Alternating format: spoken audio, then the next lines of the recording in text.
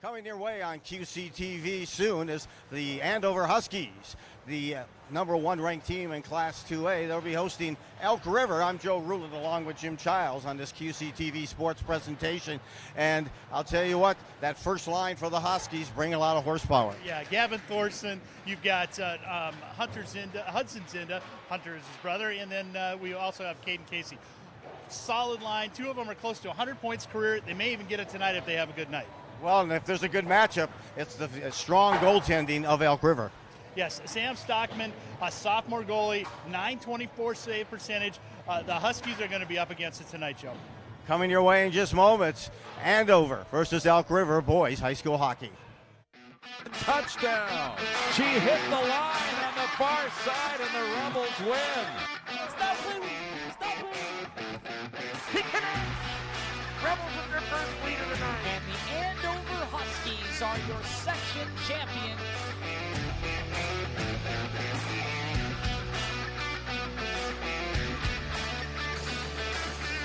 Well, a good evening and welcome to the Andover Athletic Center and the Community Center. Here tonight, home of the Huskies, the number one ranked team in Class 2A. I'm Joe Ruland, joined along with Jim Childs. And Jim, this is a game that Huskies come in, they've won 6 in a row, and Elk River is not by any means a pushover. No, and in fact, this will be a great matchup. You've got two teams that are on the top half of the conference. You've got Elk River, who has lost to every one they lost to is a ranked opponent, with the exception of Champlain Park, which is a solid team too, and we're underway. Elk control, they're in the black, moving right to left. Then at that mark of 12, 6-1 for Elk River. Puck is sent deep, and back there is Elk River moving it behind their own net along the wall, and they're able to clear it. At the far point, held in. Here come the Huskies with a pressure. It's the skate of the defender, now back out. They try to center. Giving it a look there, Zinda holding the zone. That's Weston Knox. Thoreson recircles. Now at the face-off, circled. Drops it off ahead. Chill trying to hold the zone. In doing so, the Huskies turning, firing, and sending to the corner is Caden Casey. That number one line is on the bench for their first change. They have scored 40 goals combined this season for that first line. Second line in now is Cogswell and crew. It's Elk River a chance to dump it in. Back there defensively is Stringfella. He'll try to work it along the board and out. Not able to do so. Elk River trying to pressure and put a shot on and turned away here. And the Huskies now have possession. On the near board trying to get by is Goman. And the Huskies pinch in on that defensive line, still with it right now. It's Tristan May, and it leaks back out to center ice. Penalty is going to be called here on Elk River and the Huskies. A squad that is at about 28% proficiency on a power play get their first run. Yeah, you'll see number 12, the Braden Junker, hit the box. I believe it was an interference call down there. He leveled a Husky. And there it is, a chance. As you said, 25% for Andover on the power play this season.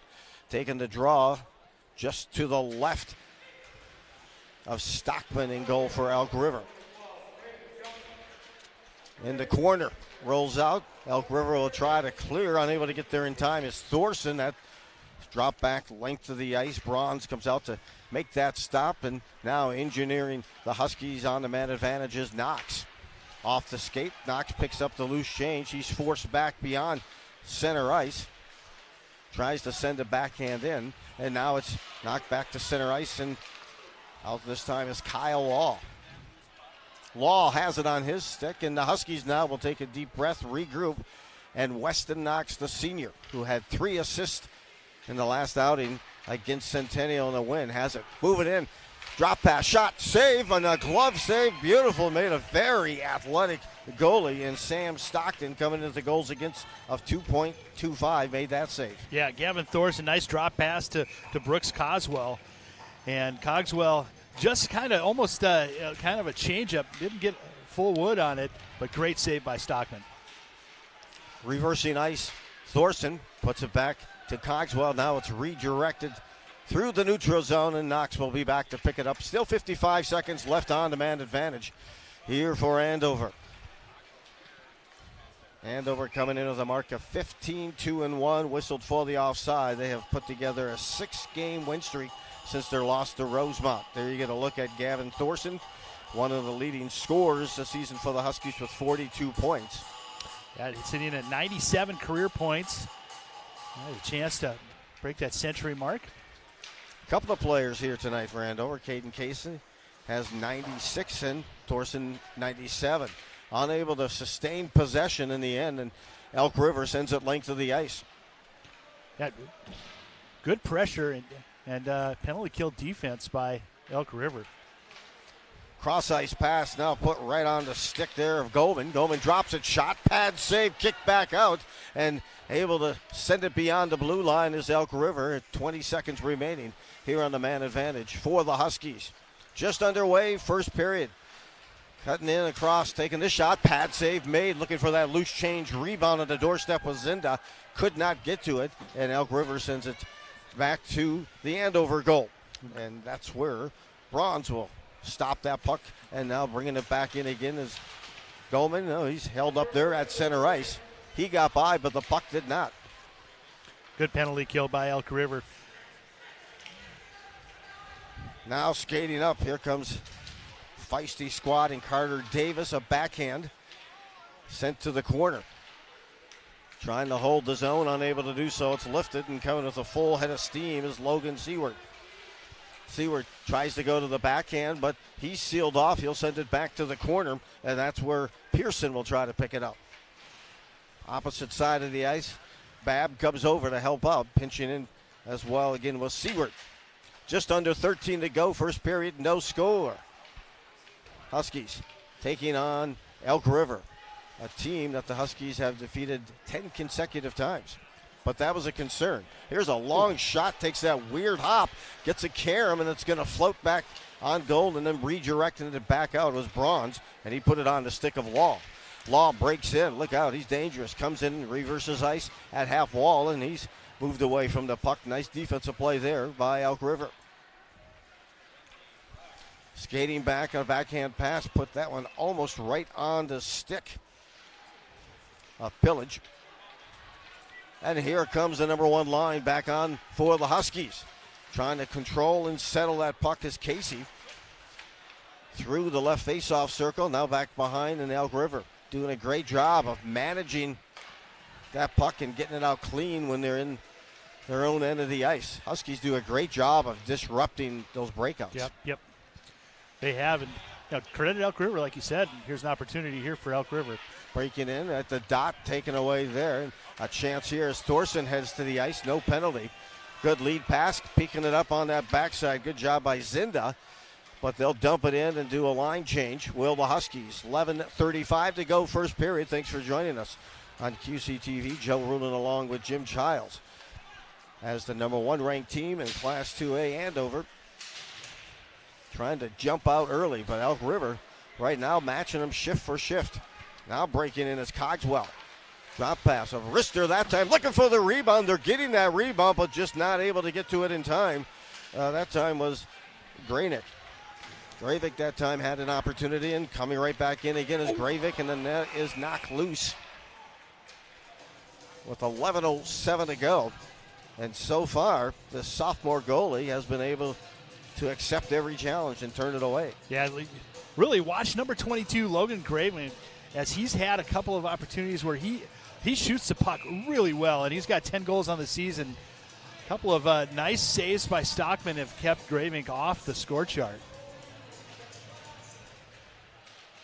Face off, and that is bumped at near center ice and back out. Here comes Andover, and that's Babb, who started it back up ice. They'll send it back behind. Pearson will get chase, trying to seal it off. Is Ben Dowell finally back from a pretty devastating head injury where he took a puck right around that ear and had some cranial crackage up there, and they just wanted to make sure that he was fine and healthy before he got back on the ice. So tonight, his first opportunity back. There's Pearson, wins it along the board. Races there, and now coming in off the bench and trying to get a run is Caden Casey. Casey tries to get possession back, and at the near point, sending it deep, or attempting to, was Zinda, and it's lifted through neutral. Pass by Law, deflected there by Thoreson. Elk River will try to move it out. Inside the blue line, Law with a blast and a rebound, but clearing it and covering it up for the freeze and the faceoff was Stockman. The speed of the Huskies, this has been a well-skated game by both, but the speed of the Huskies are just getting to just about every loose puck. And they're getting opportunities. That one, nice shot by Law. Off the faceoff. There's the chance for Zinda. Zinda looking across, and now Elk River will win the race to the puck. They've done a good job, as I mentioned, of moving it out, allowing the one-and-done type of shot and minimal rebounds, but they have been able to put a lot of pressure on Bronze in the Husky end of the ice. They've got a very high, potent line. Elk River has 10 players with double-digit points this season. Out ahead on the backhand. Now ahead to Shoot. Oh. Shoot's taken down. No penalty there, and they're working it back up. Cross ice, back to Thoreson. Thoreson near ice, trying to move in. Gets around. Here's a chance. Drop pass there, and no one is home except for Elk River. And that's number 22, Foss, who picks it up. Foss goes quickly north-south and feeds on the far side, trailing Skyberg. Skyberg unable to hold the zone. It gets to center ice, and Elk River tries to dump it back in deep. Skyberg gets there again, and then Foss fires it in. Skyberg heads to the bench for a line change defensively. Back comes Cogswell, outlet pass to Goman. Goman circles behind, continues with possession. Tried to get it to the near point, but I think it may have hit the official on that attempt. Here comes Elk River on a chance, a deflection, a bobble, and controlled, and Bronze makes the save. That was by far the best opportunity for Elk River. Good skate in, and the pass just fluttered a little bit too far out of the reach. Bronze comes in with the goals against of 1.72 and a save percentage of .923. Braun right there just shut the door. Off the face-off. Holding the zone at that far point, Elk River, and sending it in deep. Giving chase is Grassel. And still, again, they hold it. Take a hard, low shot, trying to look five-hole or get a nice rebound. Was the goal there, and try it once again. Trying to shot, the scores! Oh! Slid that one under the garage door, as I think that might have been redirected, but we'll get another look. Looks the goal for Schutt. I stand corrected. That goal goes to Carter Davis. Carter Davis. And it was an outstanding. Looked like he was going to pass. He pulled it back, shot it. It went off a Husky, and that's right there. It just went off a shin pad of one of the up Huskies. Maybe get a right look there, here. And redirected right in, and couldn't ask for a better start for Elk River. They have issued a penalty to Elk River. Yeah, that's there's been some unsportsmanlike conduct, perhaps. Davis went and jumped right into the Huskies fan or student section, which will get them riled up. Well, a 1-0 deficit here for Andover on their home ice against Elk River. Cross ice, second power play opportunity. A shot there, redirected now to the near corner. Huskies control. Knox has it, sets it back. Rister here controlled, and no rebound. Once again by Stockman, but a good crafty shot by Caden Casey.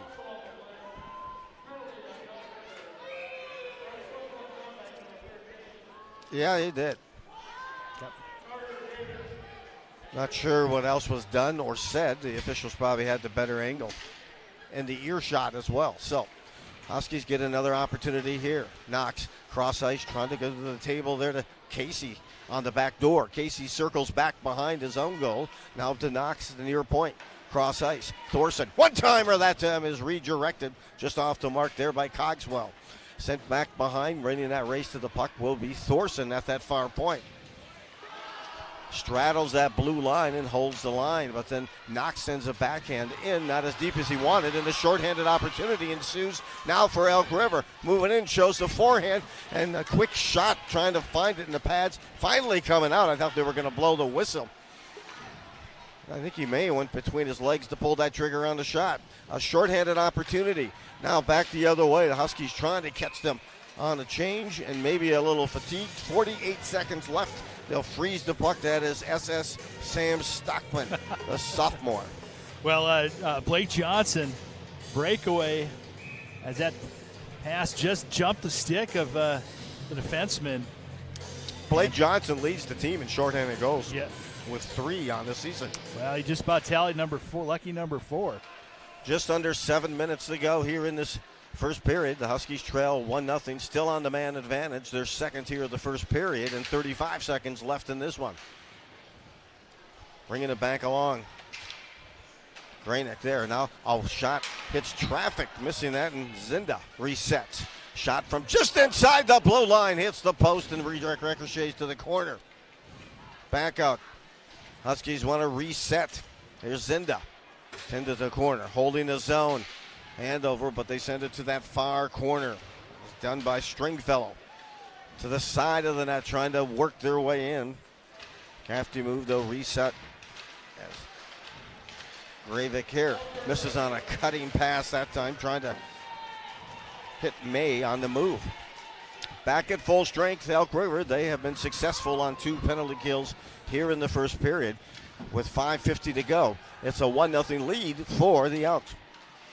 Trying to redirect some confusion there. Now working in a shot turned away by Bronze. He's had to be ready for some unexpected pressure off of some redirects. Shot here, whistled top of the circle. That's Gravik again with a shot, but you watch the penalty kill for Elk River, and the amount of energy that they're putting into it is outstanding. They're getting to those 50-50 pucks. Head coach is Ben Gustafson for Elk River, and of course, it's Manny here. Mark Manny for the Huskies. Working it behind now, trying to hold the zone. They do. Here's a pressure. Directs, does not make it to net. Getting there first in the corner is Pearson. Circles back through the faceoff circle. Hands it off there. That's to Dahl. Dahl unable to hold possession, and Elk River tries to break out. And the Huskies held on into their zone. It was bad for just a little bit longer. Under 5 to go in this first period. Elk River 1-0, and the Huskies trying to reciprocate that goal. First line back on again for Andover, and that's Caden Casey taking off his stick. Here comes Elk River with the pressure, and a quick wrister that went between the skates of the defense. Didn't have the velocity, but had the location, and Bronze had to make that save. Yeah, puck possession, I would say, would be about 60 to 65% Huskies. But the shots are almost equal right now, Joe, and the scoreboard, the quality chances have been there for Elk River. Face off behind the goal, and Andover now try to work their way out. And it drifts into the zone. Defensively, Stringfellow into the corner. Now pinching in. Here comes Thoreson. Look out, he's dangerous. One time, look on the backhand, didn't get everything on it, and a save there was made after the shot by Casey. Yeah, Casey couldn't get any wood on that backhand. Good opportunity. At half wall. Continued collision there. Casey getting back after it.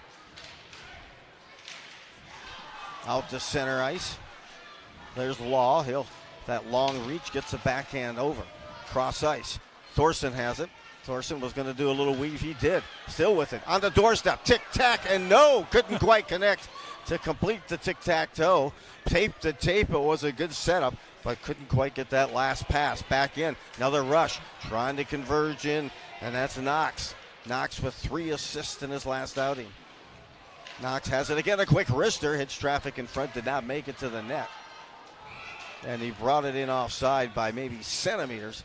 But the Huskies have been buzzing here in this last minute and had some good scoring opportunities, Jim. Yeah, absolutely. And Stockman has done a great job of just being able to get those rebounds to the corner rather than letting those fly out in front.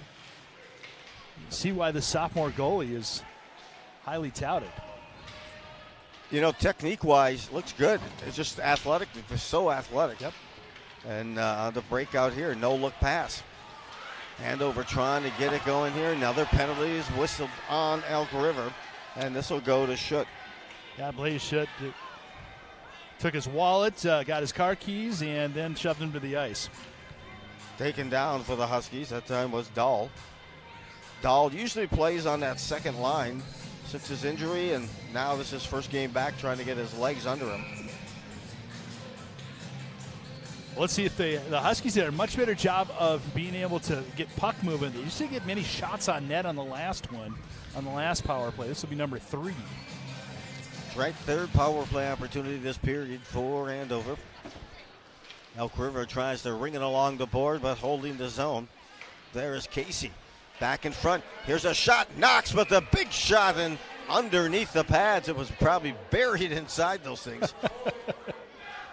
As I swear that puck went so fast, it was like frying on the ice on its way to the goalie. It had some sizzle to it. Yes, it did. Face off just to the right of Stockman. Control here. Almost redirected. Congestion in front by Kyle Wall. Inside the blue line, Knox has it elude his stick, but Thorson's over there to have it, not able to hold control. It just kind of dismantled the opportunity there. And it'll chase the Huskies back behind their own goal. 2:40 to go in this first period, and 1:25 on the power play for Andover. Skating in now as Casey takes the shot. It was a dangerous shot. Became more and more dangerous. Now 2-on-1 Shorty moving in. Elk River takes this wrister and misses the net altogether. Huskies control, and that's Knox. Knox looks for the outlet pass, now settles as he gets everyone else on ice. Sets it up, brings it on to Zinda. Excuse me, no, that's Casey. Side the blue line, Knox. Over. Moves off the stick of May. May back to Knox just inside the blue line. Takes that shot, goes up top around the collarbone. Making the change was Stockman. 1:50 to go here in this opening period, and it's 37 seconds left on the power play, and Elk River taking that away in the corner. On the defense there of Knox. Good play as Knox is probably nearing the end of this power play. Legs got to be burning. Now a backhand. Huskies will give it a run. They still have 15 seconds left. Fanning, turning, firing, looking for the 5-hole pad save. Back again. Trying to create some spacing there and some good stick work with Zinda. Zinda sends it down low. 4 seconds left on the power play for Andover. Battling now at half wall, holding the zone. Drop pass. Gets it back, a wrister. Zinder took that and hits. And the goalie makes the save even with all the traffic in front. A minute to go in this first period, and Elk River's back at full strength. Elk River 3 for 3 on the penalty kill, right on the blue line, Cogswell. And he sends it in, but not deep enough. Trying to settle the puck and then getting checked at the same time was Goman. Goman whiffs. He looked up, and so did the stick go with it when he tried to send a dip. And deep, and now a chance for Elk River. That's diffused there by some good pressure in Andover. Breakout opportunity. Elk River, they cannot kick on that pass. Just having trouble putting a couple passes together, and now Andover will get a chance here before the end of this first period. Skating in, Seward moves in, shot, save, scores! The Huskies light the lamp and knock this up at 1 apiece with 13 seconds left in this first period. The goal will go to Pearson. That was started with Logan Stewart being able to cut in, and his shot went right off of Stockman. See right here, hits, and right on the doorstep, on that back doorstep, was Jacob Pearson. He had to try to settle that bouncing puck also, but he just kind of leveraged that stick down, and for Pearson, his 3rd goal of the season. And the Huskies knotted up. That's going to feel great, and reciprocating The earlier goal by Elk River. We are tied at 1 apiece after one complete period. And, Jim, that was some pretty intense activity. Back and forth action, and the Huskies scoring late in that first period really gives them momentum going into the second period. We'll be back with second period play. We'll get you some video and some items to watch also here, as this is Andover 1, Elk River 1, and this is on QCTV.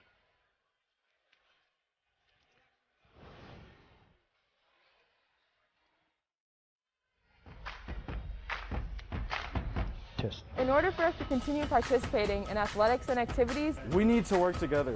Wash your hands often, especially when you're in public areas. If you're sick, stay home. stay at least 6 feet away from other people, and do not hang out in groups. Cover your nose and mouth with a mask or use a cloth face covering. Help keep us in the game. Please practice health and safety protocols so we can keep doing what we love. Mask up, Rebels. Tornadoes. Cardinals. Bengals. Huskies. Mask up, Anoka Henderson. Welcome to At the Half, the show where we take a closer look at some of our local area high school sports. I'm your host, Seamus Burke. Let's start off with the Anoka gymnastics team. They're an ambitious group looking ahead to a big season. Let's head out and talk with the Tornadoes. At my elementary school, there was a gymnastics after school, and that's where I started. And me and my best friend, she's actually another captain. And from there, I decided to be done with dance, and I just kept on with gymnastics, and been doing it ever since. I tried out a lot of sports when I was younger, but I didn't like to have like shoes on. I was kind of a weird kid like that. I don't know, I just had a lot of energy always jumping off the furniture, so my parents thought it would be a good idea, and it kind of just stuck. We actually got a couple new girls, and we lost a couple girls that were really important to our team. But the new girls are showing promise, and we've been working really hard all summer, so we still have our hardest skills. We're starting off strong. What's been really fun so far this year is the amount that we have to gain. They're so talented, they're so hardworking, and they're going to develop a lot from the first meet to the last meet. Last year we came in strong, went strong, and ended strong. It was just a seasoned group, and every meet felt just kind of almost a little too easy because they were so practiced, so rehearsed. They'd been with each other so long. Last year we only had one new team member because of COVID. This year we have many more, and many more stepping into big roles. And so it was an exciting start knowing that we were going to grow each meet, that our score would grow, that their performances would grow. And that's already happened just in our first couple meets. So it's exciting each time to see what's going to come next. I think it's really cool how everyone focuses on themselves. You want to do your best, but even if you mess up, you still get really excited when your teammates do really good. So, I personally, I've done really bad at meets, but I still am really happy at the end because everyone else did really good or someone else got a PR. And it's just, we're all there for each other. We're very supporting. I think gymnastics is unique because it's just such a mentally tough sport that the team bond is almost way different than any other sport would be, because you have to be there for each other so much mentally and support each other when you're having a rough day. It's so mental. It's super physical too, but I would say it's 90% mental, 10% physical. So yeah, you have to be there for each other a lot. So it creates a really good team atmosphere. We really, really want to make it to state as a team. We haven't done that in 12 years, a really long time. And we've been so close, and our competition is getting a little easier, so hopefully we can make it this year.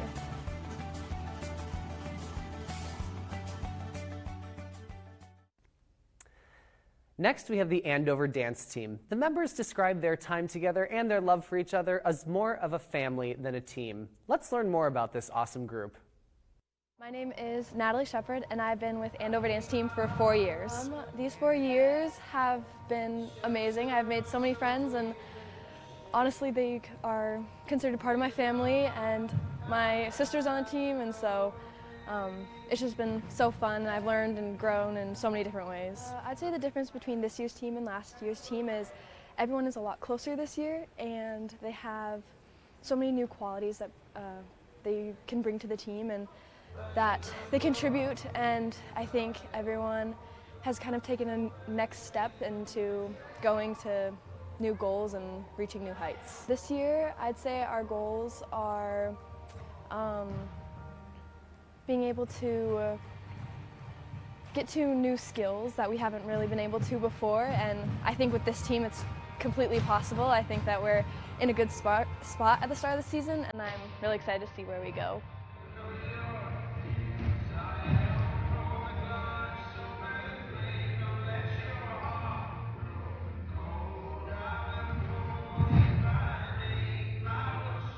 My name is Stella Jensen, and I've been dancing for the dance team for 4 years. I've been on both fall and winter. I started dance when I was in kindergarten. I've always loved it. My mom always wanted me to be in it, and I just fell in love with it, I guess. I think this year we finally all found our love for dance, and we've always had it, but I just think this year really has shown how far we can take ourselves, and we just have a family here, and it's really awesome. Our goals for this year are just to try our best at every competition. I think we all just want to up our scores, be there for each other, and just love each other. I think our dance team just really shows, like I said, how much of a family we are, and we just, the difference from last year and this year has just been amazing, and just that we all have so many supporters, and it's just been so great.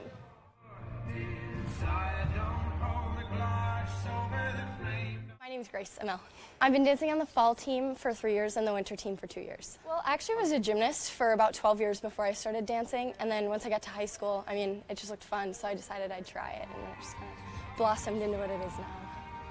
Well, last year's team was great. I think we started a lot of the growth that we're continuing this year, and just the girls on the team this year, they're motivated, they want it, and you can tell, and it's really shown in our performances. Well, state is the ultimate goal always. That's always what we're working towards, but I think more than like a material goal, we're just looking to advance our program and do the best we can this season and build off of what we started last year. Next, we have the Champlain Park Alpine Ski Team. Let's check in with the Rebels and get their thoughts on the challenges the team has faced during this unique year. My name is Jack Thomason. I've been on the team for 4 years now, and I'm the boys' captain. To me, being captain is about including everybody. I like to make sure that I always go around and make sure everyone's having fun, talk about how their nights are going, and ask if they need any help or any advice with anything. I just try and be a positive role model and show leadership in that way. I personally would like to go to state. I would also love if our team would make it to state. We have a great team this year. We have a great shot at going, and if everything turns out the way it's supposed to go, we might just go. So, my name is Anthony Hurlitz. I am a senior at Champlain Park High School, and I've been skiing with the Champlain Park Alpine team for 4 years now. Actually, it takes about an hour to get to practice every day, and then an hour home after practice every day. So it's 2 hours out of the day. Some people might think that's a bunch of time wasted, but a lot of us actually enjoy the bus ride a lot more than practice, because you get to hang out with a bunch of your friends, you get to talk to them, you get to mess around, and it's a lot of fun. So we don't find it as time wasted. Some of us actually really look forward to the bus versus practice, because some nights are not most fun on the hill. I'm Sam Johnson. I'm a senior at Champlain Park, and I've been skiing since freshman year. Let's just go. Just ski, you feel me?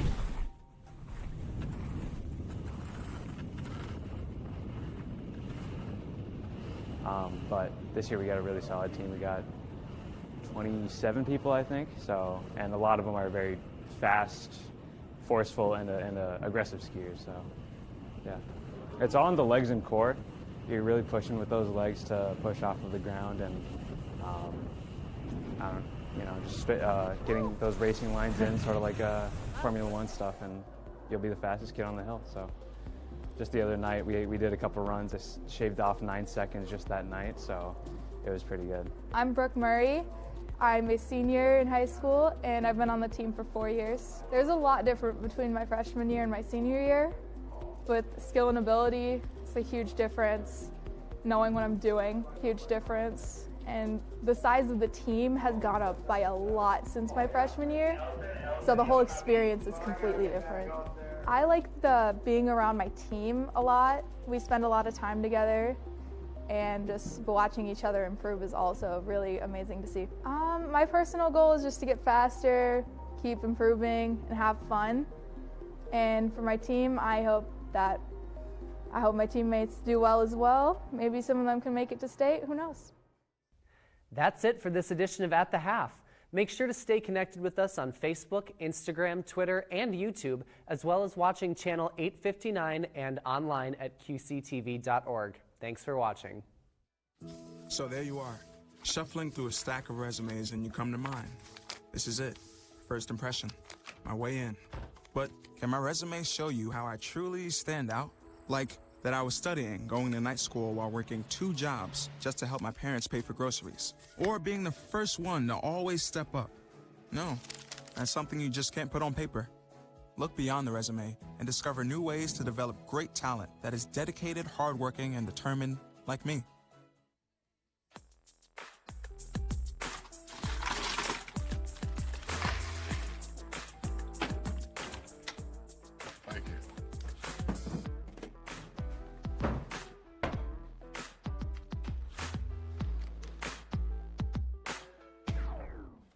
You got a king? Go fish. It only takes a moment to make a moment. Take time to be a dad today.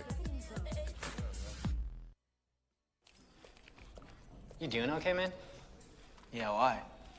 You haven't been acting like yourself lately. I don't know. These negative thoughts just keep gnawing at me. I get it, man, and I'm here if you ever need to talk. Thanks. Mental health. It's not weird between friends. Learn more at bringchangetamind.org.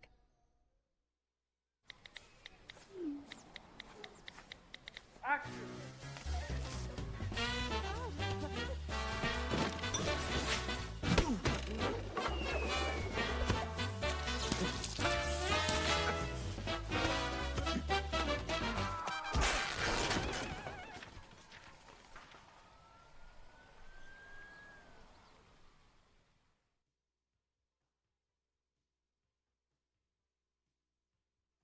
Hiya! Queen of All Knowledge here, reminding you, creeps out there on the internet hack, scam, and trick savvy cyber users every day. But we can fight back. It's as easy as IC3. If you're a victim of online crime, don't give up. Visit IC3, the FBI's Internet Crime Complaint Center. Your tips help the FBI track down cyber criminals around the world. Report your crime to www.ic3.gov today.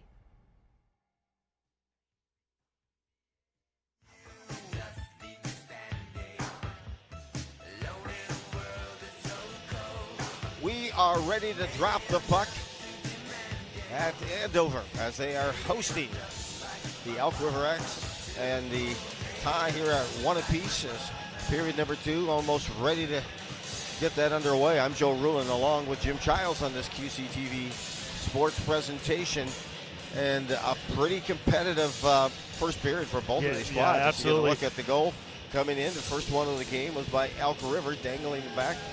There's some saves made initially, and then here's the shot that got through. Yeah, it was redirected, and Carter Davis gets the goal. And then Yep. And 13 seconds left. Yeah, the Huskies score. That was Jacob Pearson who reciprocated and tied it up at 1 apiece. So some good activity, and Elk River had a chance also on a shorthanded goal as well. The Huskies 0 for 3 on the power play in that first period. Yeah, I'd say quality shots definitely weight to the Elk River Elks, Elk River Zimmerman Elks. But the number and the amount of times that they've had a chance to get a good shot off lands in the Huskies. Huskies will be moving right to left. They control it off the face-off. Law's pass ahead. Off the stick of Casey, it goes deep, and now to the corner is Zinda. Again, that first line for the Huskies is they've combined for 40 goals this season. In front, one-timer! Off the post, couldn't quite connect there, but right on the doorstep on a shot by Zinda. And a nice pass. Thoreson recircles. Now at the face-off circle, back into the corner, at the near point, and there's a big blast by Knox that goes high in the air off the rebound, and the Huskies control. They hold the zone. The bouncing puck now settled by Elk River, and they get it out near center ice. Circling back, Caden Casey. 4 points in his last outing against Centennial. Loose change shot and a glove save. How casual was that? That glove save. Hashtag FTL. Flashing the leather was Sam Stockton for Elk River. The Stockman, and it was Gravelink again, right? He's had like 3 or 4 shots opened, and I got it. Don't worry, guys, I got it. It's just like somebody tossing you the remote on the couch. You're so casual. Just put that thing up and gloved it. Said thank you very much. Good job there by the Huskies to hold the zone, but now they can't sustain the pressure as Elk River skates out. Shots on goal for that first period. Was it 14-8, Jim? Is that what I saw? 14-8, yes. In favor of Andover. Circling back and now moving it up is May. Tristan May, the junior. This one floats on goal, and time Stockton says, let's just hold on to it and be secure. He comes in with the goals against of 2.25 and a save percentage of .924. And they lost 1-0 to Edina earlier this year. Stockman played out outstanding, and Edina's top tier team. They've had a good battle with Grand Rapids as well. Very tight. Those losses. Yeah. Just they play so well that they could easily be at a mark of 14-4. 12-6-1, still pretty impressive as Elk River goes and tries to move it out. Huskies are trying to put some additional pressure here, but Elk River, I got to say, they're able to move it out of their own end, but have not been able to do a whole lot after it gets past center ice. Yeah, they've kind of got clogged up right in that neutral zone. We've got the Knox Fort out there and moving in now. Rister, that's deflected. Trying to get his second goal there was Pearson. Just as he pulled the trigger on the shot, his stick was disrupted by Elk River. Poking away is Grassel. And it's lifted now to center ice, and Andover now steps across the red line and sends it in.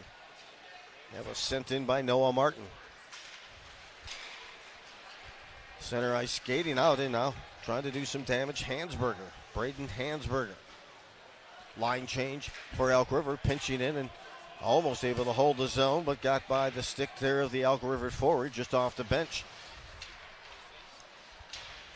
Now to the corner, trying to work that in. Casey tried to dangle an opportunity there just inside the blue line. Shot near the goal and tip, redirect behind, and an opportunity now on the backhand cannot settle the puck. That is Thoreson. Looking for an opportunity here once again. The Huskies hold the zone. A wrister in front, scores off the deflection. I believe that was Thoreson who will pick up the goal, and that'll be his 16th of the season. Huskies lead 2-1. Yeah, Stringfellow with the shot from the point, and they had two. They had Zinda and Thoreson right in front, and only one Elk to cover him up, and a nice redirect by Thoreson. And Thoreson with that goal. Huskies really came out and have been peppering Stockton. Well, that late period goal really helped kind of change the dynamics of this game. Huskies jump out. Huskies came into this game. They have outscored their opponents 85-32, averaging 4 goals a game. Now coming in, trying to help pick it up. A loose change floats near the goal. Bronze deflects it enough, and Andover now in their own end. Hit their own player on the skate. Hit Cogswell. The helpers went to Stringfellow and Casey on that last goal. Thoreson picks up his 98th point as a Husky, and Casey picks up his 97th. 13 minutes to go. We'll see if Elk River here can counter, and they miss on an outlet pass here on the stretch pass, and it will be whistled for the ice with 13:01 to go in this second. Yeah, we're getting towards the tail end of the season for both these. 5-6 games left for both squads. QFR ratings are out right now in Section 8. Elk River is third, so they would be seated in the third. Big blast, far point that time, and just off the mark. Taken there by Kyle Law. Back again. Breakout through the middle. Trying to settle, and now the Huskies send a backhand and give chase in the corner. That's Babb. Babb still battling there with the defense of Hughes for Elk River. Babbs again. Fakes left, goes other side, still holding possession. Very impressive by tying it up and grinding it out there behind the net by Babbs. Elk River chasing it behind the net. Now they'll try to come out. Pass there, disrupted at center ice by Seward. It drifts back, and now here comes Andover just inside the blue line. They'll send it in and make wholesale changes, offense and defense. Back out there is Law. Law tried to corral, and now a breakout pass. Here it comes to Casey. Casey moving in, 2-on-1, saucer pass, backhand shot, save, turned away, goes to the corner. Beautiful setup on that saucer pass from Casey to Thoreson. Stunned that time, and a nice save by the Elk River goalie. Knox helps hold that zone and rings it along the board. No look backhand. That's this to the front. Now a good shot, face-off circle, goes to the corner after the deflection. Sent back to Knox now at center ice. Headman's it ahead to Casey. They gain the line. Dropping it down low. Boy, I tell you. Shot, score! Top shelf. Put it with the peanut butter. That was Thoreson. Second goal of the night and his 17th of the season. Beautiful setup. Yeah, Zinda with a great pass. Thoreson again right there. I think the second one goes to Knox. The second helper goes to Knox. Knox over to Zinda and one-timer right off the heel of the stick, right into the back of the net. Nice job. Well, I'm not sure what Coach Manny had to say at that first intermission or the energy drink they had, but I want it. Yes. Whatever Manny said, I want to hear it. It's nice to have in the morning. And then, of course, whatever that energy drink. They have come out full blazing. Might be better than Dunn's. Dunn brothers. Down below, coming back, trying to quickly counter is Elk River. As I mentioned, it's Thoreson who picks up his second goal. Second here in this period.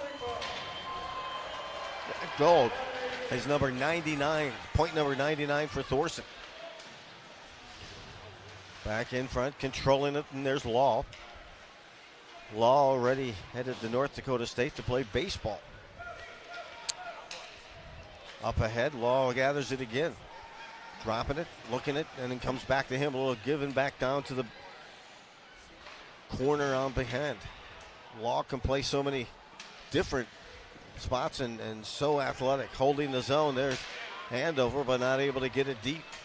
Skating out with that is Pillage, and now a collision at center ice. Sent back, and now it is Elk River and Skyberg forced back. He is shadowed there. Literally shadowed inside the jersey of his is Seward. Yes. Top of the circle, looking for it. Now they'll have to get back defensively, sending it right back to the corner. Boy, they're beyond buzzing. Yeah. They are like at full throttle here since the start of the second period. Huskies have come up with 2 goals, both by Thoreson, but they have been swinging and buzzing around. It looks like Kaprizov the other night when he was circling around the net a couple of times. Yeah, they've really taken, any offensive momentum away from Elk River. Elk River just is chasing the puck right now. They are chasing where the spot needs to be, and Huskies for at least the first 7.5 minutes have absolutely dominated this period. I did see a score below. They see the Andover girls beat War Road 3-0. Continue their winning ways. Boy, that was an impressive game to watch them play last Saturday against Edina. What a fast team, and Coach Volk has them hitting on all cylinders. Both teams ranked number 1 in Class 2A, both the boys and the girls. Circling back, here comes Andover trying to find the puck. It was between the skates there of Zinda, and Elk River now breaks in. Across the blue line, disrupted there. And moving it up the ice, that was Stringfellow. Coming back, here comes Zinda. Cross ice, Thoreson looking for the hat trick. No, turned away as a shot and a beautiful drop pass to Casey. And getting a pad save on that was Stockman. That would have been an assist and would have made for the 100th point of the career there, Thoreson. Yeah, really unselfish play. He had a chance on the backhand and dropped it right back to Zinda. Coming in now, trying to toe drag and pull the trigger, and doing so and making a nice save. Gobbling that up is Bronze after that hard wrister by Friddle. Need to mention Garrett Shifsky, the star from last year, committed to University of Michigan. Great hockey school and academic school. Great, nice to see a Husky. Yeah, Garrett. Go Bolu. Good to see it. Had a chance to text his dad and congratulate him. Backhand, gobbled up. Traffic in front. Good focus there by Browns and good pressure by Elk River. On there you see the goalie, number 1, Austin Bronze, 5'10", 150. He has a goals against of 1.72 and a save percentage of .923. Real Came in, solid by the way, season. with a record of 13-2-1. Sorry, Jim. Yeah, real solid season so far. A little extra with Knox. A couple of captains going after it. And Knox is usually going to win that battle. We've seen him do that on the football field and on the hockey rink. Having a few words with another player there for Elk River as he skates to the bench.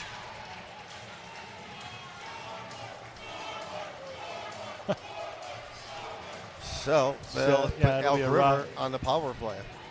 It will be a rough. Coach Barta he's not going to the box, I guess. I guess it's not a penalty yet.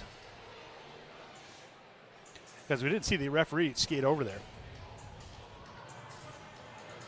So no penalty. He's sending them to the ice. They were saying, don't go back on that ice right now. Sit down. 8 and change to go here in this second period. We're beyond the midway mark of this game. And there you get a look at that Andover girls score, 3-0 over War Road. Well, we know they didn't play here, so that is a long road trip in the middle of the school week. You might as well get the win as long as you're going up there. And it's probably a little colder up there as well. I'm sure it is. You can spit and hit Canada. Dropping the puck just to the left of Bronze in the Andover goal. Corner, working it out, half wall. And this is sent back deep. Getting there first will be Skyberg. Tries a long pass off the boards. Picked up there. Quick backhand ahead. Set that time by Reinert, and coming out to gobble it up and freeze the puck. Not allow and not a need for any rebounds by Bronze. Yeah, we've really seen a complete change in momentum. The kind of the pep in the step of Elk River Zimmerman has really disappeared, and it's noticeable not only in the score but just in the hockey play. Well, that 2-goal lead is always dangerous, isn't it? Soccer and with hockey, you know, you can cut that deficit in half of the goal or extend it. Sometimes you may have a tendency to relax. I have a feeling Coach Manny is not going to allow them to relax. I'll tell you, I talked to him before the game also, and Jim, we had a chance to have some exchanges. He was really excited about sophomore talent also. Yeah. See it with the defenseman, a Stringfellow. Also, you've got Dahl when he's healthy, and several others as well. Cogswell. We got to see a little bit of the JV game. They won in overtime 5-4, but really some good skating on both sides as well. So Elk River trying to put some pressure on their own, and the Huskies now will break out. Put on the stick of Seward. Seward now crosses ice, circles at the far face-off circle. Back behind Elk River. Now in possession. They'll move it up ice. And down ahead, sending it in here, and it deflects. Good job. Just Andover does a good job of not allowing the simplest shots on. They always manage to get a skate or a stick to disrupt that shot. And they've got great back checking. I mean, it's just everyone is covered up when they enter the zone. Pinching over here and sending it in. Oh, Elk River out in front. Shot save, pad save. He is robbed. Again, another flyby, side of the net. No goal there. It rattled the net but hit the side and buzzing by the tunnel a couple of times. Elk River, and that was Friddle. Holding zone, good technique held that time by Bronze. Sent length of the ice. A rare icing there. Andover now will regroup with 6:14 to go. That 2-goal lead. Well, that puck came off the stanchion, and we've seen that twice tonight where it just kind of popped off and right onto the stick. You can see Bronze kind of have to dive out, and that was the second shot by Vittle. There's a save Elk River by now Bronze, mounting some pressure. Yes, again, some good saves. Shots 22-16. 2 losses for Andover have gone to Rousemount and also to your Spuds in Moorhead. Yeah, 6-1. They got throttled. Trying to skate in, but not getting deep enough in was Andover. They exchanged the puck there at the blue line, and it's picked up by Thoreson with 2 goals already here in the second period. He'll skate in. Drop pass. That's the Law. Law sends it dangerously through the crease, directed to the near corner. Andover tries to grab possession there and punch it over to come over to help out as Casey sent behind the net. Moving it up a Skyberg. I swear Skyberg is everywhere on defense. A backhand pass that time near the goal is just taken before it can hit to the net by Elk River. Elk River skates in now. Whistled for the offside. About 1 stride ahead was Andrew Foss for the Elk. I don't think Skyberg's been off the ice more than about 30 seconds. He's been out there quite a bit tonight. 5:24 remaining. Huskies had a sizable shot lead, and it's kind of neutralized. Face off backhand, and here will come Hansberger. Hansberger tried to motor through a wall of Husky players. Could not get him or himself or the puck through that.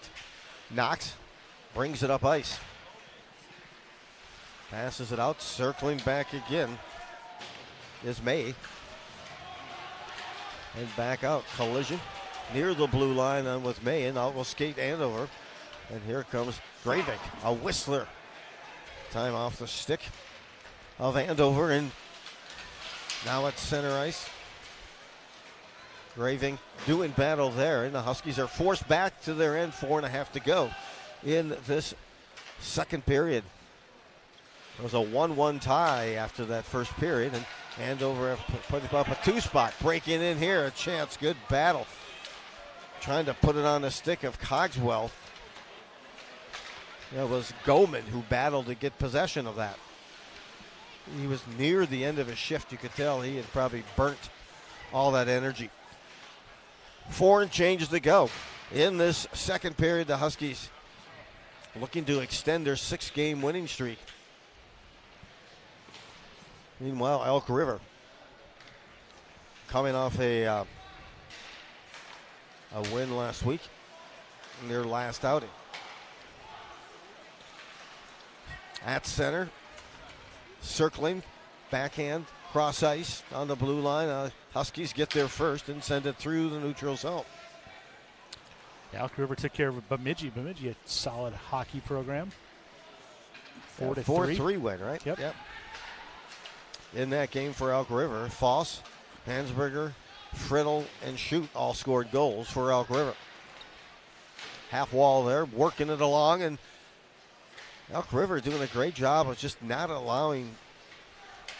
I mean, they're getting a couple of good shots, but they're just doing a good job of holding possession in the Huskies' end of the ice here late in this second period. Now here's a breakout.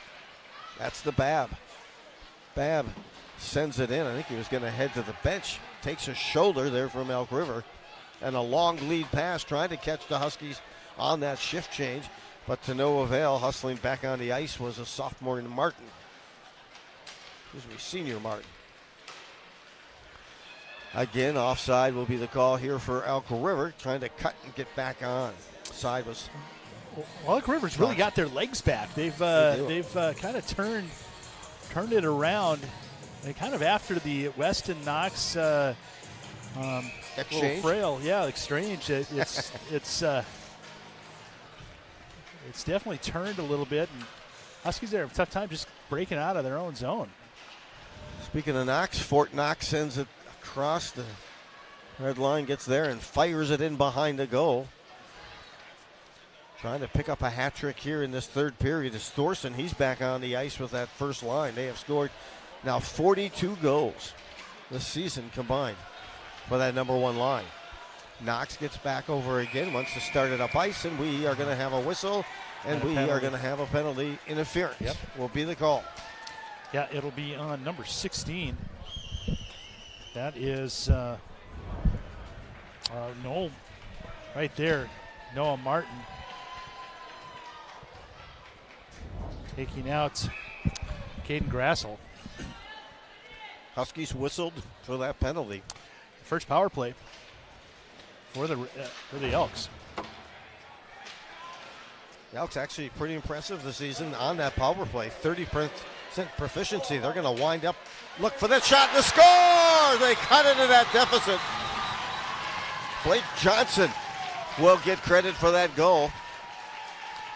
Well, that was an outstanding play, individual play.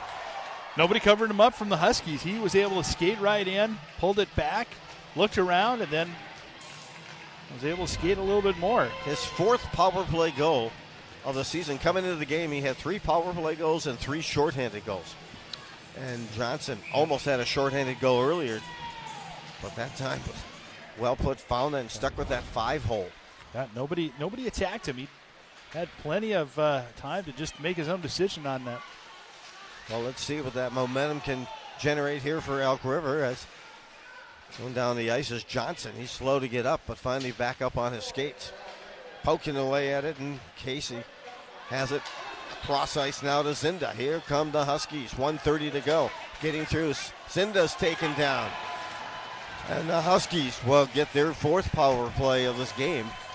What a great individual play by Zinda, who basically knifed through 2 defensemen and was about to put the stick down to put a shot, and was taken down immediately as on the trip. That'll be Jackson Skyberg. It's the call. It was Noah Martin who had that penalty for Andover when Elk River scored their power play goal, but he wasn't in there long enough for that bench to get warm. Yeah. In and out. Sir, your car is ready. So, 1:20, and the Huskies will try to set this up. Good pressure right now by Hansberger. Really disrupting the Huskies' move up ice on the man advantage. Now they're set. There's Casey to the corner to Thoreson. Back to Casey at half wall. Knox has it. Fort Knox with a rip. Deflected in front and sent into the netting on the follow-up shot. At time by, Kyle Law. Law, by the way, is team leader in power play goals with 3. Well, he is in his power play. He is positioned right in front of Stockman. He's a big statue right out in front of the net. Face off left here, as you probably heard. 55 seconds left here in the second period, but there's still 1:20 remaining on the man advantage. Here they come on a shorty attempt, a whistler by Johnson. As I mentioned, he leads the team with 3 shorthanded goals, just scored a power play goal. Blast from just the blue line, good pressure here by the Elks as they are 1 man short. 30 seconds left in this period, and back will come Thoreson and the Huskies. Backhand pass, a whistler shot, and the save is made. A good shot on a nice pass by Thoreson, shot by Graving. Yeah, Logan Graving again. He's probably had 6 shots today, all quality. That one right into the midsection of Stockman. Mentioned Graving it is, and so it's face-off settled. Still 15 seconds. Cross ice, a shot here, and I thought I heard a pipe And I thought maybe that snuck through the 5-hole, but to no avail. Sam Stockton too good for that, the sophomore. Well, again, Law right, ringing the doorbell on Stockman. Left side of the goal. Huskies scramble for it. Race to control. There's Thoreson, sends it to the backside. Now one last shot. Here comes Knox. No, you'll send it to Thoreson. Tick tack, and no again on the deflection. Back out. And oh my, what a beautiful setup. And they were so poised. That 5 seconds had to seem like 5 minutes for the goalie in Stockman. But the Huskies, at the end of 2 complete, have a 3-2 lead, and they'll start this third period with a 32-second power play. Jim, what a... Yeah, look at right here. Great pass. Law out front. Hops Graving Stink. Law has a chance. He can't put it away, and then it came back out to Knox, and Knox ran out of ticks on the timer. What a game. I'll tell you, the Huskies jumped out for 2 goals here in the second period, both by Thoreson. And then late in the second period, it is a power play goal by Blake Johnson to cut that deficit in half. We're at 3-2 at the end of 2 complete from Andover as the Huskies taking on Elk River. Third period coming your way after this break.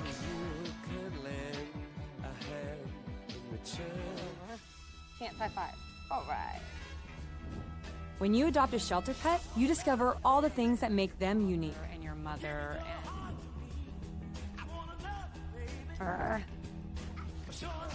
I am totally a hot person. Right, guys? Thanks for being honest. They're a little bit of a lot of things, but they're all pure love. Adopt pure love at theshelterpetproject.org. I love it. It's a lot of fun, and coloring is very soothing. Well, I invited Lori to come in and do a chalk design in our driveway. With COVID-19, it's nice to see positive things, and it happens to be my mother's 83rd birthday, and we don't really encourage her to leave the apartment, but today's special. We're going to let her come over, and we're going to do some grilling and enjoy her birthday, just the 4 of us. It's heartbreaking, but at the same time very rewarding, because even if it's we did a train outline for a lady, and she said that was the first time her husband smiled in 3 weeks. He works in a nursing home. So it's stories like that tug at your heart, but that are still it's very uplifting. They love it. I mean, it's just fun. It's fun to see, and it's so unexpected in some of the neighborhoods. A lot of people don't expect to see like a turtle with a birthday cake on his back, or a big shark swimming in the driveway. So the feedback on Facebook's been fabulous, and I get requests every day with new special requests of people that work in the first responders and people on the front lines, and they just need something just a little uplifting, because it can be kind of scary right now. It is so inspirational. I love people who have the artistic ability. It brightens. We have lots of people and kids walking by and riding bikes, and they're going to be able to smile and see this as they drive by. Normally we would be out hiking and geocaching and kayaking, and we were kind of waiting for all the wildlife to come back in before we started doing that again, because we love to we're photographers, so we love to do that in the meantime. Until we get back on the water and in the woods, we'll keep chalking.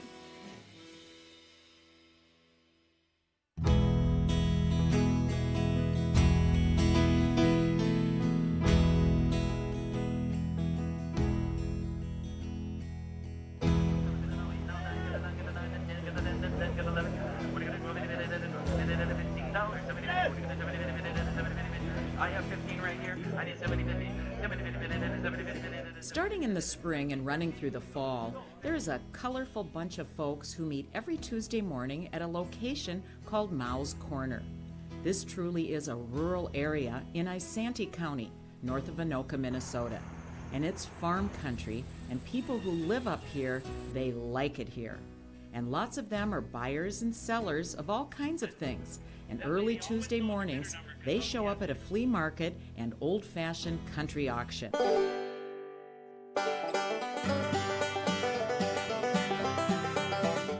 As it turns out, a lot of these people know each other. They are regulars.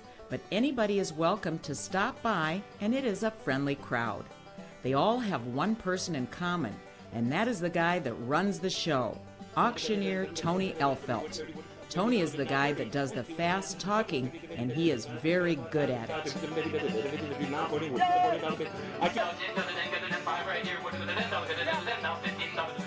What makes Tony the auctioneer unique is he is also Tony the attorney. He thinks the two professions have a lot in common. There are very few attorney auctioneers in the country. There are some. I don't really think it's that odd.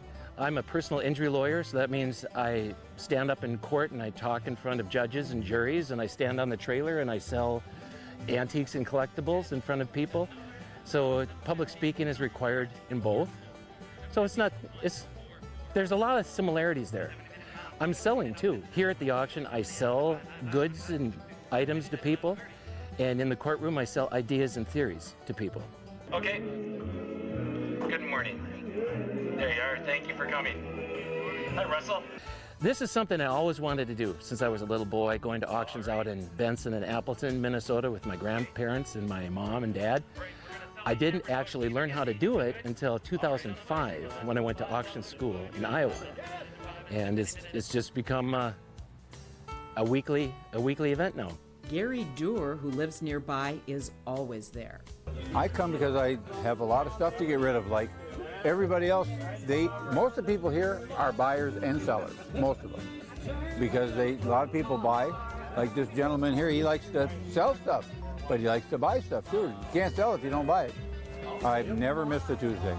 I'm probably the only one out of everybody here. I've never missed a Tuesday. Joe Mao owns the property, and he gets a kick out of hosting the weekly event on his property. It's kind of like a big party, you know. It's actually a lot of fun. I really enjoy it. We do cleanouts for people that have passed away or moving, going to retirement home, and sometimes we do everything. Sometimes we do just some stuff. It just depends. And a lot of people like this. That is one person's stuff. This is another person's stuff. And sometimes people bring a little bit. Sometimes they bring a lot. All this is from one person's house, and this is the third time we've brought stuff from their house, and now their house is empty. What's the most interesting thing you've ever bought? Boy, that's a tough question. You never know. It's like we have some teeth up there. It's pretty interesting to see what people will bring. And we've even sold some animals here. So it can be just about anything. Bones, I've sold some bones that are kind of strange. We've had some things that are really sleepers where people don't really know what they are, and turns out somebody buys them for a small amount of money and sells them for a lot of money.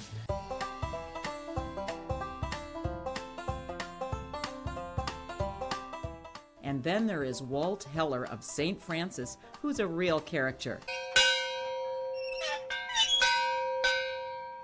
Still got a good dinger. Where'd you get that? An auction someplace. He tells amazing stories about his time in the Air Force in World War II. When Walt's kids were young, they had horses, so he built a big barn. Well, the horses and kids are long gone, and Walt has filled the barn with all kinds of items he buys at auctions like Mao's Corner. So I put together this 10-speed bicycle with a lawnmower, and I found out it don't work too good on 10 speeds. You got to go slow, otherwise it skips too much. Hummels and things in here. This is a nice little machine. I just don't know what it is. I got one here that's an electric trolley motor. Got a cigarette lighter in it. I got this in Germany. This is an automatic wash machine. It works very good in the old days. We don't use them much anymore. This was for starting fires in the fireplace. What can you do? I just decided, well, if I go to a few auctions, pick up a few things, I can put them in the stalls here. This could work out. So I've been doing that ever since. So that's what the barn is. Well, just for example, like that lawnmower over there and this wheelchair and things like that come up at auction, and that old trunk I was showing you in there, this stuff comes up and you never know what it's worth. You buy it, and I'm what they call a cheap screw. I don't pay very much for stuff, and I make the best of it. And it's just interesting life. And then I have these garage sales like this, and people come by, and this looks like a museum, but it's really stuff for sale. They like that. They say, "Hey, you're right." And I said, "Well, most people have garage sales, and 20 minutes you see it all and go." And I said, "This one here, you can spend a couple hours, and you still haven't seen it." So.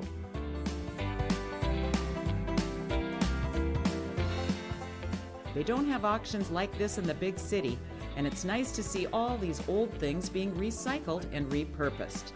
Maybe Fred Rogers of PBS said it best. Often when you think you're at the end of something, you're at the beginning of something else.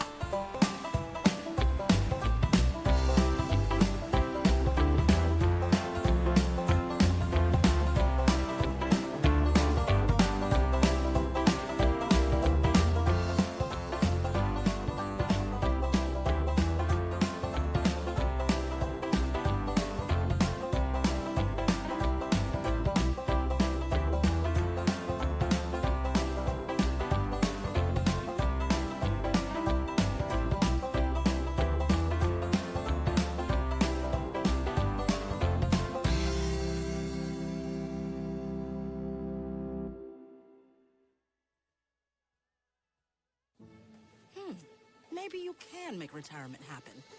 After all, you made her college years happen.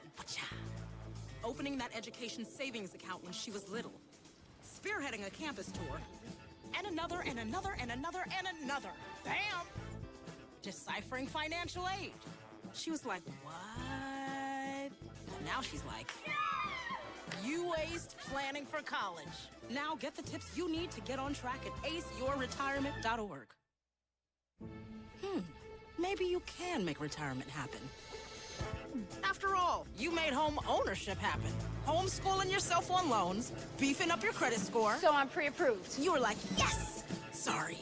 Color coding listings, ticking boxes, and flushing every toilet in a 20-mile radius. Home sweet home. You aced house hunting. Now get the tips you need to get on track at aceyourretirement.org. STEM is precise, no margin for error. Dare to forget that. Dare to have fun with it. Get weird with it. Dare to send those old STEM theories flying past the neighbor's house into outer space. Dare to program something internet-breaking, record-breaking. Dare to blow their minds. Dare to learn the difference between sedimentary and metamorphic rock. Go find those rocks. Dare to keep daring. Dare to STEM. Check out She Can STEM to get started.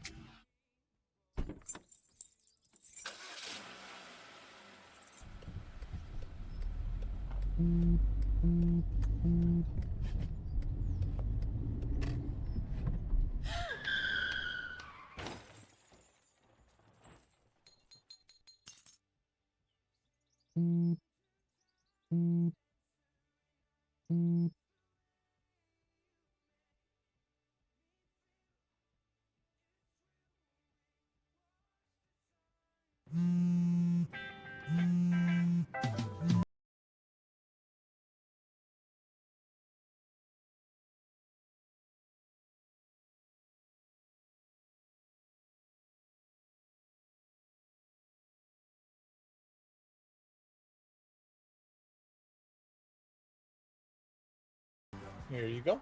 Thank you. Thank you.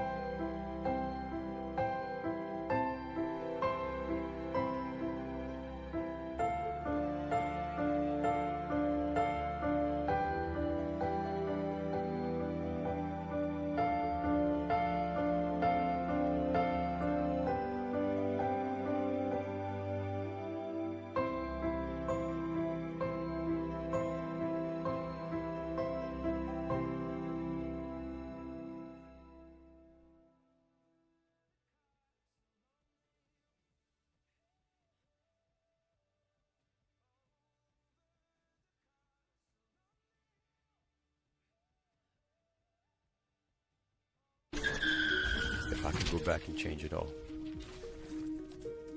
I would.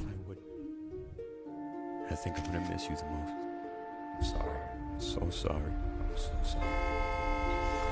Maybe it's just the little moments. If I could go back and change it all. If I could go back, I would. But I can't.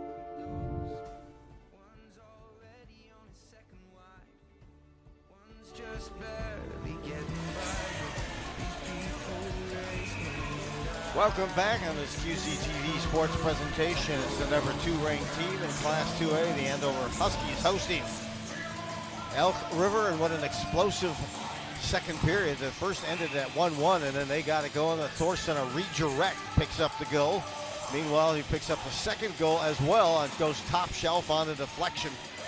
And the Huskies had a 3-1 lead early in that second period, but then the leading scorer for Elk River, Blake Johnson, puts it through the 5-hole about 5 seconds into the power play opportunity.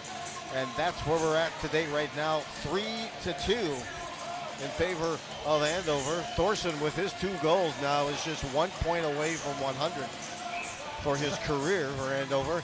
And then also just 2 points away is Caden Casey. He has 98 assists that he's added already here tonight. Well underway, Huskies will be moving left to right. They came out like they were shot out of a cannon to start that second period and sustain that pressure on the doorstep. Trying to hit that far pad was Law, unable to do so, and sending this back. No ice, as they say. They touched up there, and back will come Andover.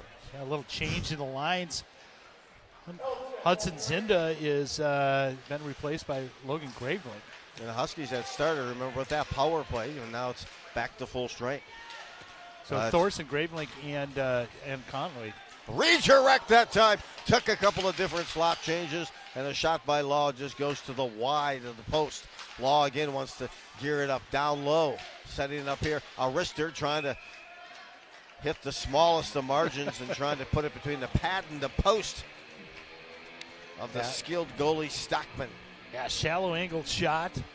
Stockman, good position right there. Had it. Thoreson right again, waiting for any kind of rebound. That shot had about a 5%, maybe 3% success rate. Yeah. Chance for that, but you got to try it. He was coming off that post and thought maybe he could catch him leaning out. Huskies, 3-2 lead here in the third. They're giving chase now on the puck in the Elk River end. Lifted. We got a high stick. Will come. With a high stick, and they'll bring it back down. Andover came in with a record of 15-2-1. They have won their last 6 games. Meanwhile, for Elk River, they have put together wins in their last 4 games, including most recently against Bemidji. Andover had a nice 7-4 win versus Centennial over the weekend. Yeah, Huskies have a tough schedule coming up. I'm sure we'll talk about it this period, but Grand Rapids, Maple Grove, Rogers.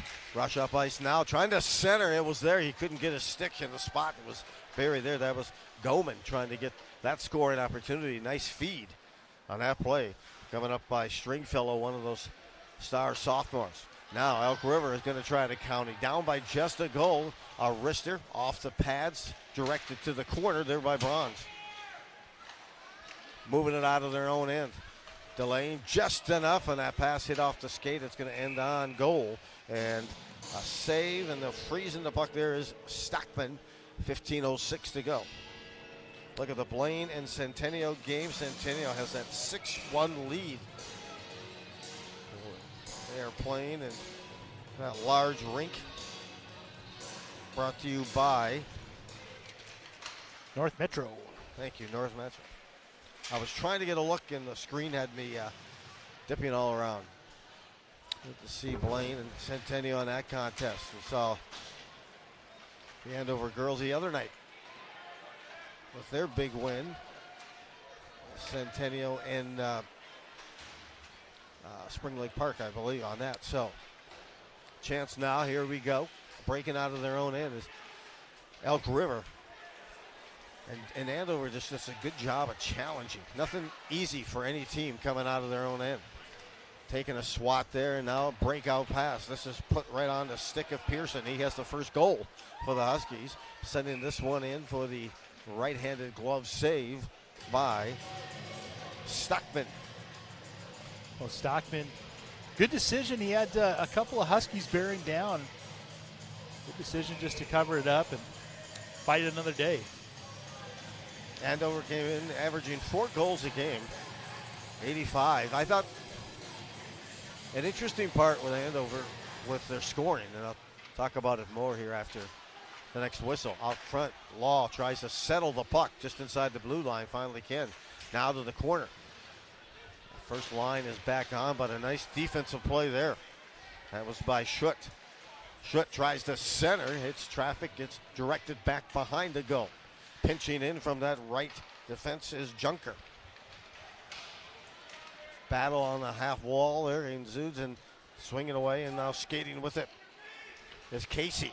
Outlet pass, here's a chance. Shot hits traffic in front. That was Law getting back in front.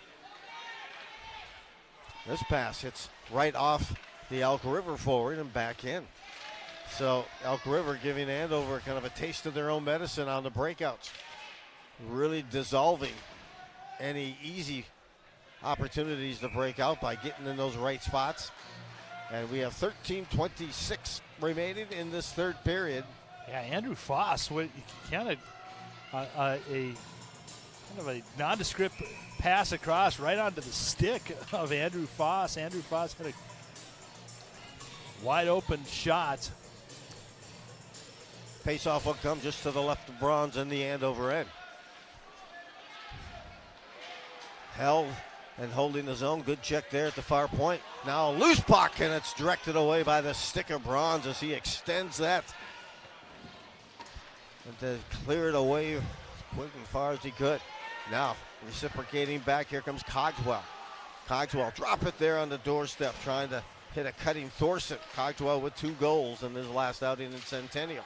And that's 7-4 win. Elk River back the other way. And Coach Mark Manny was talking to him before the game. He's like, you know, this game kind of just want to make sure. The guys have won 10 straight games against Elk River. Some of them have never lost to Elk River. And the days here, and he says it's just Elk River's, you know, kind of got that look, that build, and a good team. And just to make sure we stay in this game. Well, Elk River should not be taken for granted. They have some excellent players. We've seen Blake Johnson. There's a backhander through the crease, a no look, holding that far point, sending it back in behind the net. Getting there first, unfortunately, will be Elk River, and they send it length to the ice. Almost a mini pitchfork guide that puck all the way down, and we will have a face-off back in the Elk River end of the ice, 12:27. Yeah, the momentum kind of goes up and back and forth, but the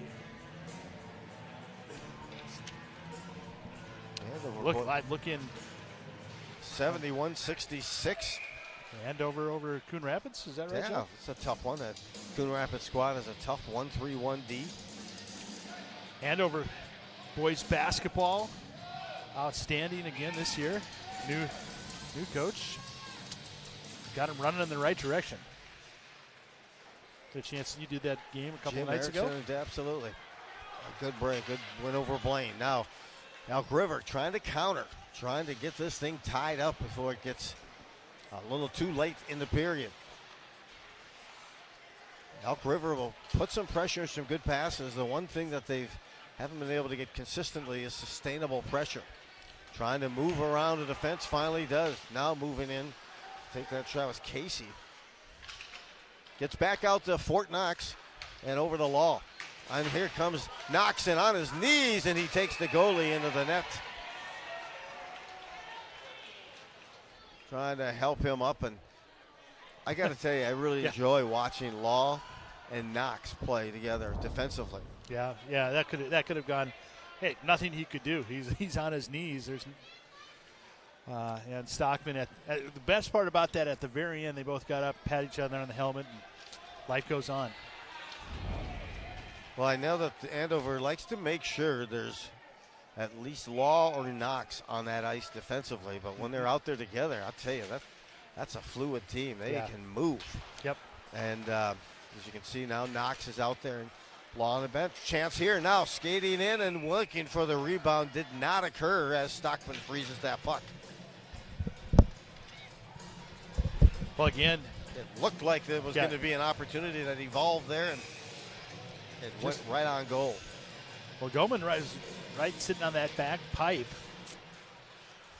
and just couldn't get it through. Goldman leads the squad here for Andover with the most scoring attempts of the season.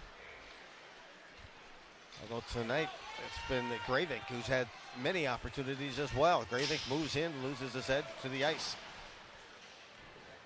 Back out, trying to get to the front. That was Cogswell, and Elk River lifts it back to Knox at center ice where he'll circle. He'll put it right on the stick of Goman. Goman sends it in. He'll head to the bench for the change, and doing a battle on his own is Gravik. Elk River tries to clear. Beautiful job to hold that zone. Wow. That was Pearson who went low with his stick. Yeah. Lost his edge, but you know what? He wasn't going to give that puck up and allow it to come outside that zone. And you like that effort. Well, Huskies right now have built a 12-shot lead. It was only 7, so they're up by 5 this period. Still only 1 on the scoreboard, though. Hey, and Elk River right in within reach, just a goal out. Hops the stick there at the far point of Stringfellow. Gets it over to Law. Law sends it deep, cannot connect on the pass. Jumping in front, Stringfellow, and he's brought in offside. He's tried to gain the line, which he did, but another Husky player tangled up there. Yeah, Logan Stewart couldn't get out of the zone. Nice job of jumping the route. We were just talking about Shifsky at that second period. I ran into Garrett's dad, Tom, during that second intermission, had a great discussion. So he's back at Waterloo finishing out this season, and then he'll be starting life at the University of Michigan. The Blackhawks. 2023, he's excited. Now, Huskies coming back, drop pass there between the skates, and then Huskies regain possession.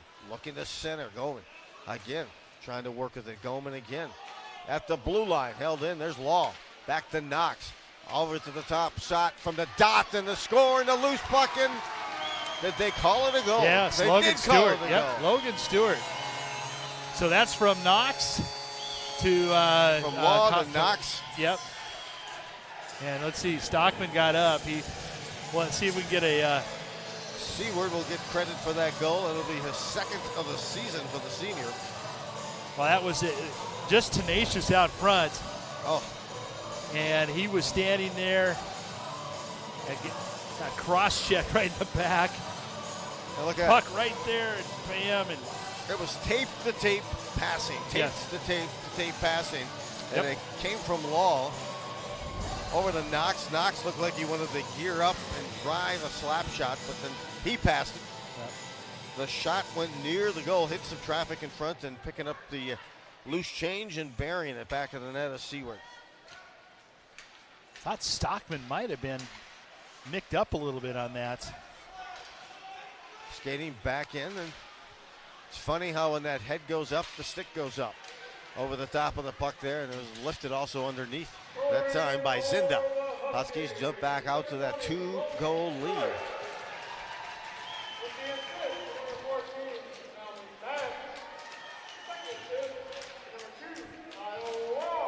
Law gets it.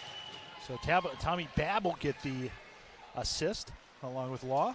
See if they make any correction there, but on an assist, but good pass by Knox. Headbands it up, gaining the line now. Huskies moving in, losing the edge, trying to quickly get back up again as Zinda, and Elk River regains possession. Dropping it in and over-skating the puck that time was Pillage. Andover now getting the flow. Here comes a wrister that's deflected by Thoreson. Picking it up behind is Casey to the far point. Cross ice. Here's Law. Down low. Gravik trying to get the angle here. Now working behind, trying to center. It's deflected back to the near corner, and he captures himself up with that puck as he's reacquainted there. Huskies unable to hold that zone, scrambled out. It deflects off the Elk River defenseman, and Andover sends it in. Not deep enough as it's caught up in the breezers of Elk River. And third time a charm as Andover. Yep, he gets punished a little bit on that one. A couple of 22s exchanging it there, and back up, and that's Foss. Trying to pinch in. 2-goal deficit now for the Elks. 8 minutes to go here in this third period. Coach Manny knew this was going to be a battle. And as you mentioned, Jim, they have some tough games coming ahead. Wow, for this team ranked number 1 in Class 2A. Well, a trip to Grand Rapids, that one will be kind of the deciding factor as we talk about the QRF in the Section 7.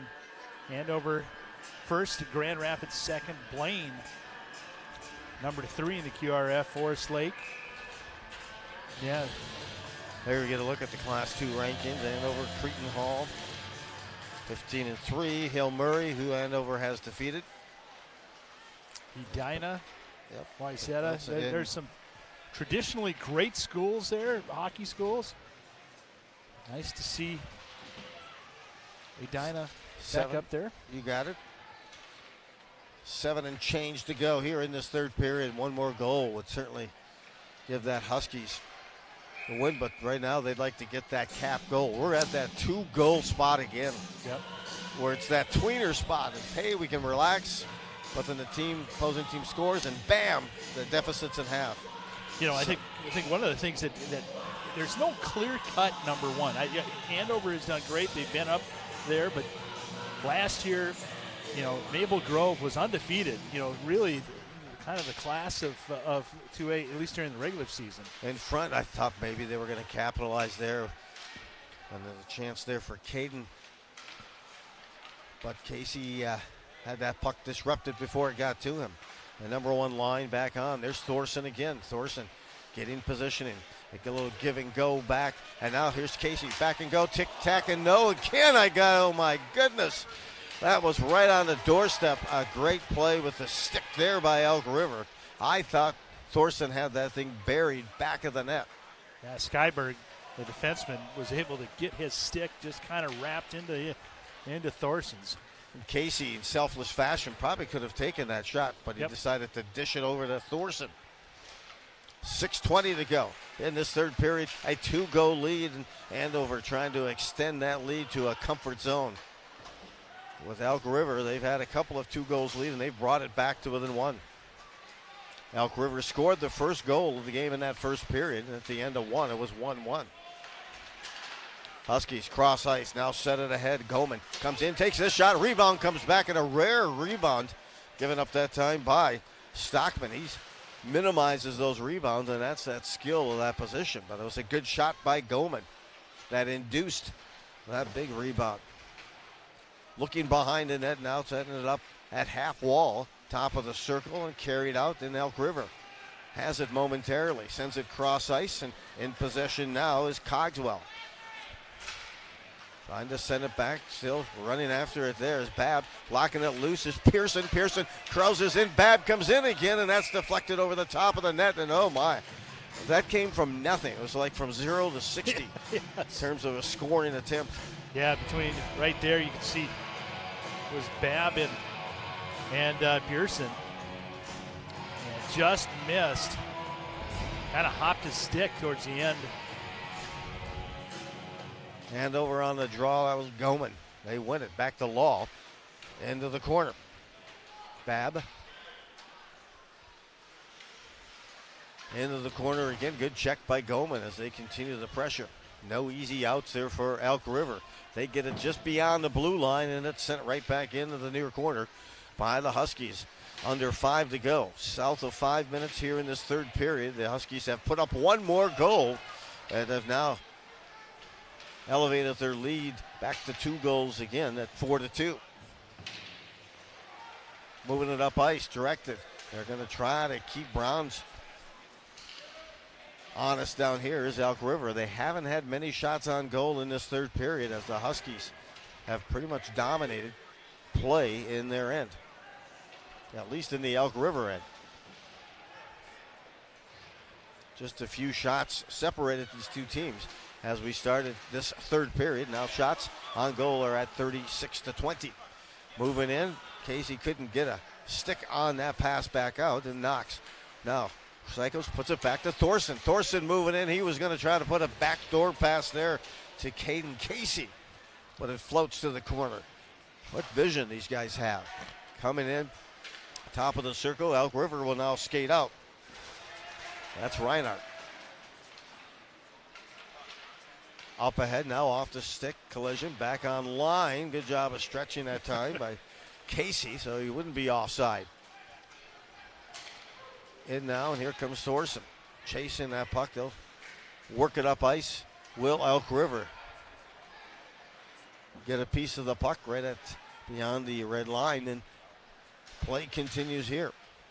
Thoreson on the backhand. Of course, his brother Gunnar certainly shared a lot of success here at Andover. In the juniors, at probably ready for a scholarship or heading to college after this season. Collision and some activity behind, and coming back to pick up the loose change defensively was Noah Martin. Huskies now back again.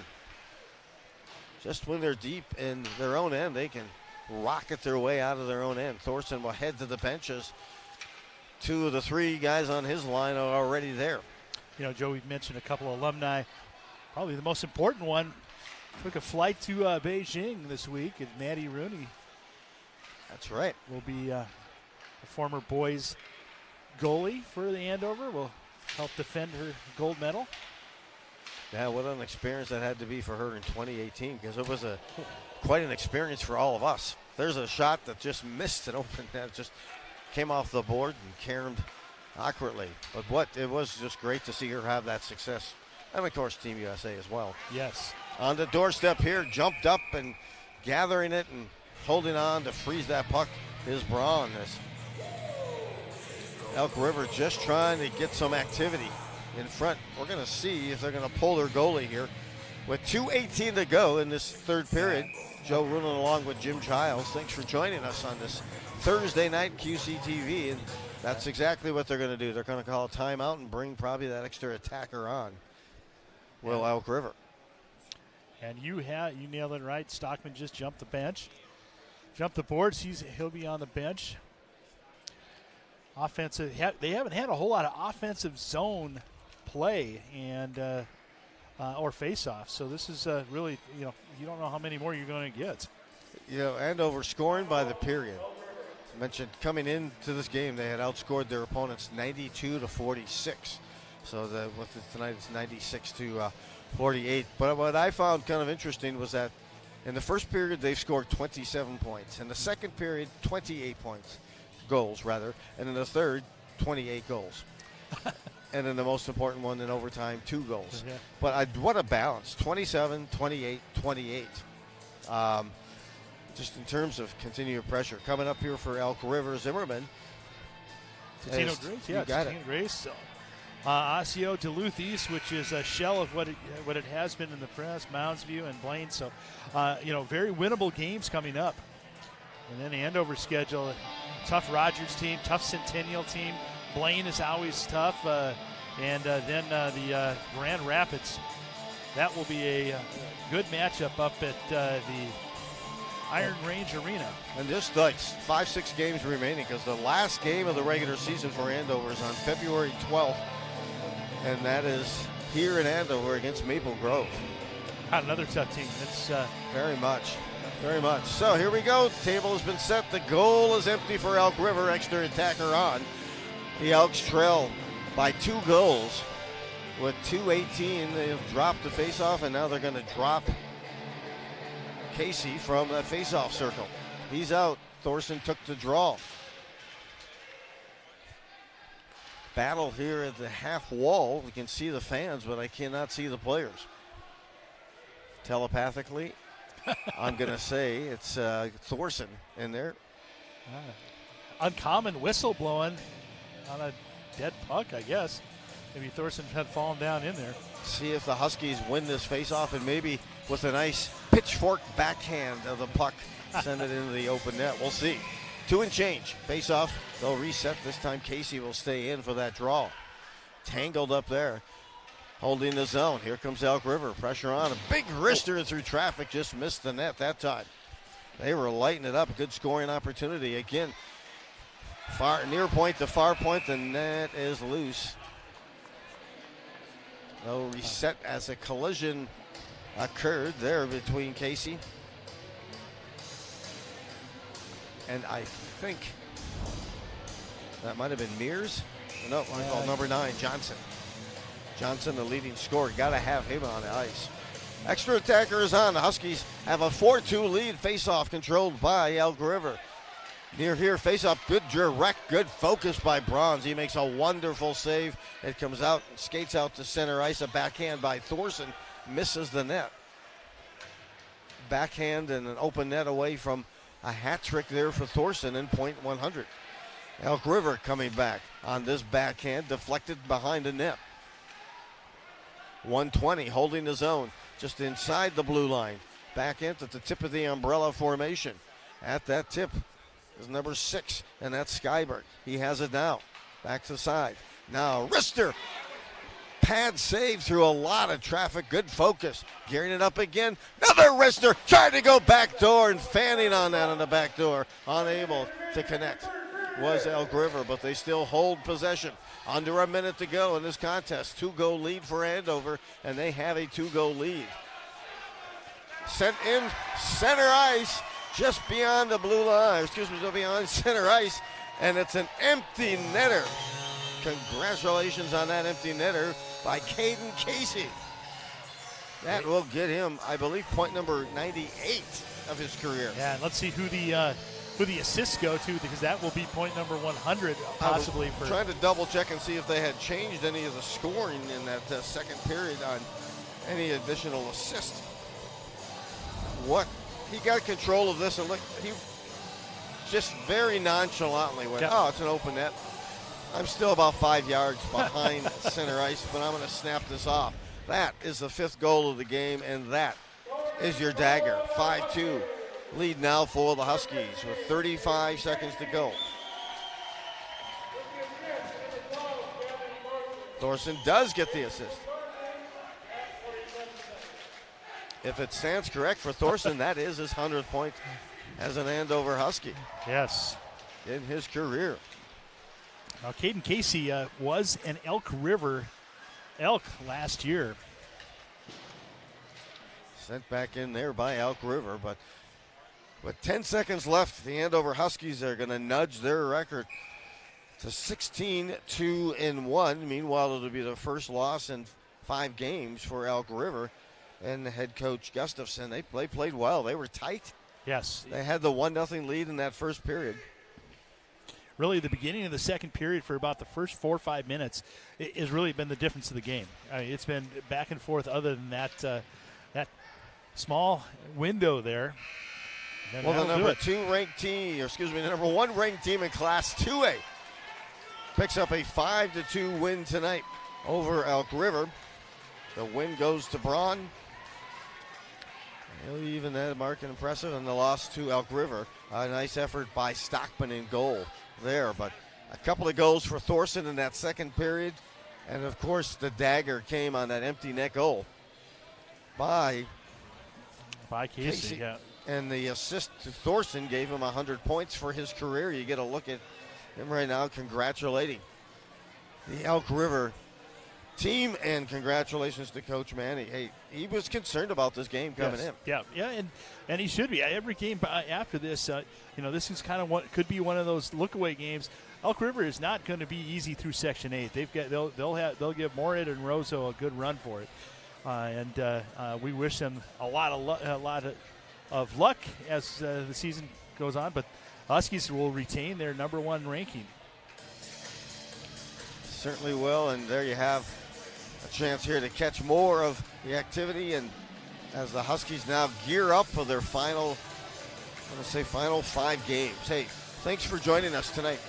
From Andover, as you mentioned, the number 1 ranked team in Class 2A, the Huskies come away with a nice 5-2 win over Elk River. Thanks to the crew, thanks to the camera, thanks to Taylor and the truck and the crew there, and Mike, and also Ryan, everyone helping out.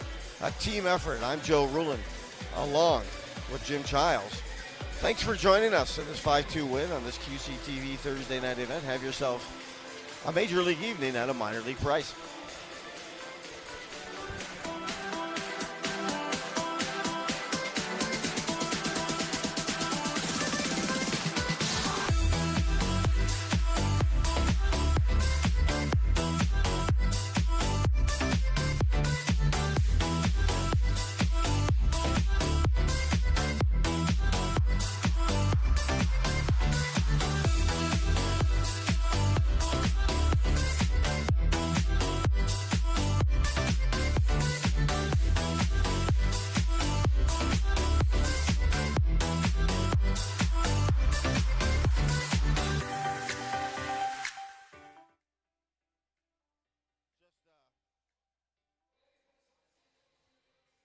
I don't know why, but it's like I have back-to-back flus.